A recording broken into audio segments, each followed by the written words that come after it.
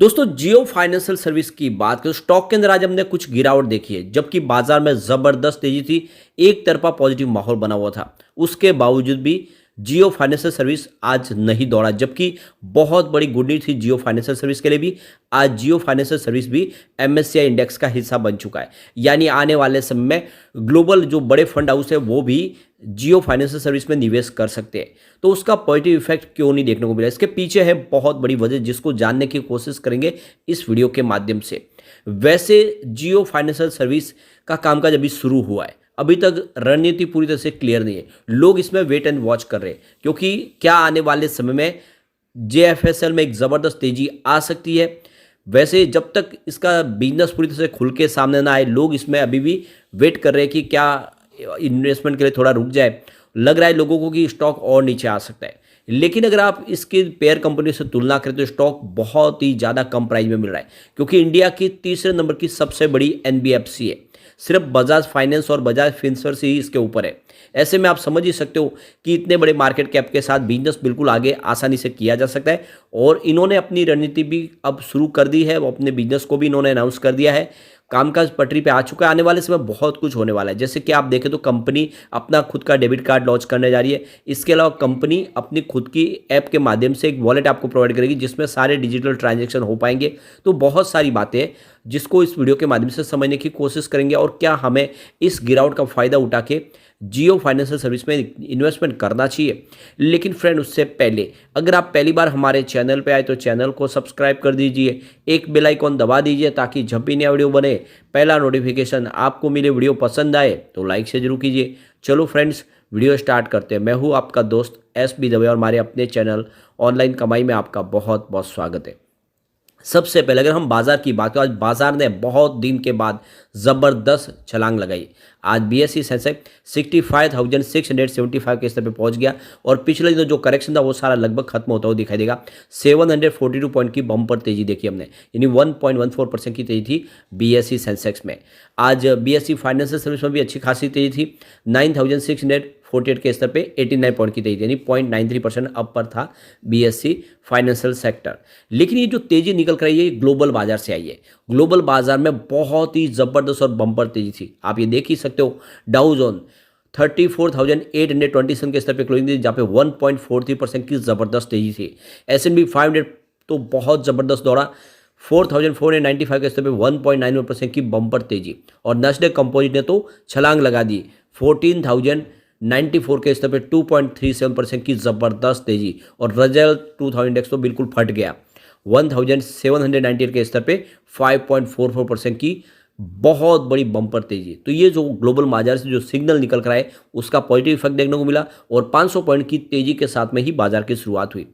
अब इस बड़ी तेजी में आज बहुत दिन के बाद एफआई बाजार में फिर से लौट के आए, यानी लगातार इस महीने पूरी तरह से वो बिकवाल बने हुए थे, आज उन्होंने खरीदारी कर ली है। आज एफआई ने बाजार में 15,620 करोड़ का बड़ा इन्वेस्टमेंट किया और ये इन्वेस्टमेंट पूरे महीने में सबसे ज़्यादा है। और सामने 15,070 करोड़ की बिकवाली भी की है, तो काफ़ी बड़ी मात्रा में उन्होंने माल बेचा भी है। लेकिन फिर भी उनकी खरीदारी 550 करोड़ पॉजिटिव है और ये पहली बार हुआ इस महीने में।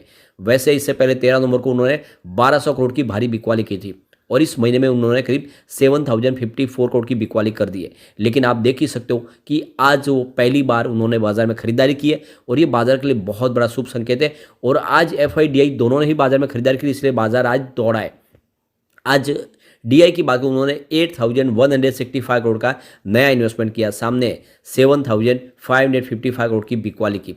तो उनकी जो खरीदारी है वो 609 करोड़ पॉजिटिव है और इस महीने में उन्होंने 7,562 करोड़ का नया इन्वेस्टमेंट किया और लगातार बाजार में खरीदारी कर रहे।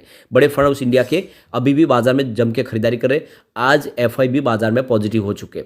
अब यहाँ पे जियो फाइनेंशियल सर्विस की बात करें, स्टॉक की शुरुआत 226 पर हुई, शुरुआत पॉजिटिव हुई क्योंकि क्लोजिंग थी देखो मंडे की 224 के आसपास। इंट्राडे में 227 का हाई भी बना, काफ़ी अच्छा हाई बना क्योंकि आप देखिए खबर अच्छी थी कि एमएससीआई इंडेक्स में शामिल हुआ। लेकिन ऊपर के लेवल से बड़े फंड हाउस की बिकवाली शुरू हुई और इसने 223 का लो बना के अंत में क्लोजिंग 224 पर दी जहाँ पे 0.27% की गिरावट थी। तो वॉल्यूम आज बढ़ा है, देख सकते हो पिछले एक महीने पहले इसका 2 करोड़ का वॉल्यूम था। 1 करोड़ की डिले उठाई गई थी, 1 वीक पहले 2 करोड़ का वॉल्यूम था, 1 करोड़ की डिले उठाई गई थी।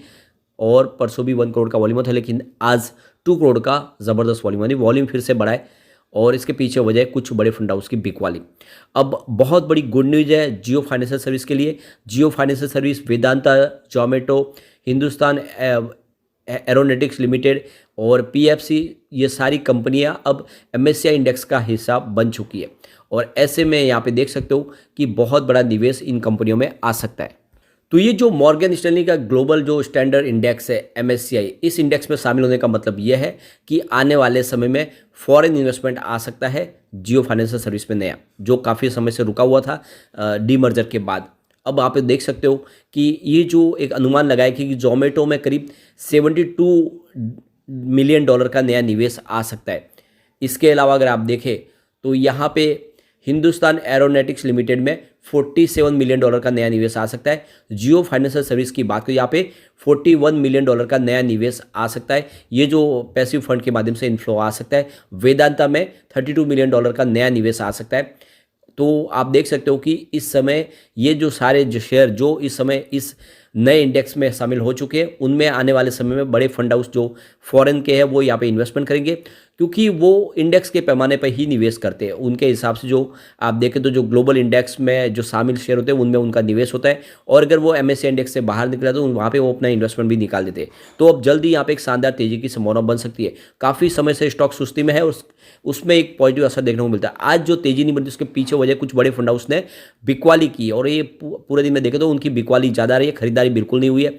एक भी बड़े फंड हाउस की आज बड़ी खरीदारी नहीं हुई है। आज सारी के सारी देखें तो डील जो है बिकवाली की है। तो देख सकते हो सुबह 9:20 पर करीब 225 की प्राइस से यहाँ पे देख सकते हो कि करीब 1,09,000 शेयरों की एक बिकवाली हुई। उसके बाद अगर आप देखें तो यहाँ पे आप देखो कि 10:28 पर 225 की प्राइस से एक 1,16,000 शेयरों की एक खरीदारी हुई है। लेकिन उसके बाद तुरंत 10:38 पर 224 की प्राइस से 1,27,000 शेयरों की बिकवाली हुई, और उसके बाद 10:42 पर 224 की प्राइस से 1 लाख शेयरों की एक बिकवाली और हुई। उसके बाद 11:08 पर 223 की प्राइस से 1,47,000 शेयरों की एक बिकवाली और हुई। उसके बाद देखें तो 1:44 पर 223 की प्राइस से 1,73,000 शेयरों की फिर से बड़ी बिकवाली हुई। तो आप देख ही सकते हो कि जो डील हुई उसमें सिर्फ एक खरीदारी है, बाकी सारी की सारी बिकवाली है, और किसी बड़े फंड हाउस ने इस लेवल पे अपनी बिकवाली की है। इस वजह से शेयर की प्राइस आज नीचे आई है बड़ी तेजी के अंदर भी। लेकिन जिस तरह से एमएससीआई इंडेक्स में ये शामिल हुआ है, आने वाले समय एक ज़बरदस्त निवेश आएगा। इस गिरावट का आपको फायदा उठाना चाहिए। फिलहाल अगर आप देखें तो कम्युनिटी सेंटीमेंट इसके निगेटिव बना हुआ है। 45% बाई की कॉल है, 55% सेल की कॉल है, यानी सेलर ज़्यादा है यहाँ पे, तो कुछ दबाव देखने को मिल सकता है। लेकिन इस बात का भी आपको ध्यान रखना है, जैसे स्टॉक 210 से नीचे जाता है वहाँ से एक ज़बरदस्त जंप देखने को मिलता है, स्प्रिंग की तरह स्टॉक फिर से उठता है। इसका मतलब ये है कि एक ये 220 का जो लेवल है एक सपोर्ट लेवल है, इसके आसपास आप खरीदारी करें। आने वाले इसमें डेफिनेटली आपको एक ज़बरदस्त रिटर्न मिल सकता है और ये स्टॉक मल्टीबैगर बन सकता है, क्योंकि हमेशा से देखें तो जियो ग्रुप जितनी भी कंपनियां चाहे जियो टेलीकॉम हो, उन्होंने एग्रेसिव ही मार्केट में एंट्री किया। ऐसे में ये स्टॉक भी कमाल करेगा और थोड़ा समय आपको देना होगा। लेकिन फ्रेंड, कोई भी इन्वेस्टमेंट करने से पहले अपने फाइनेंशियल एडवाइजर से बारे ले ले या अपना खुद का रिसर्च करें, क्योंकि मैंने वीडियो आपके एजुकेशनल पर्पज़ के लिए ही बनाया। वीडियो पसंद आए तो लाइक से जो कीजिए और चैनल को सब्सक्राइब कर दीजिए। Thank you friend.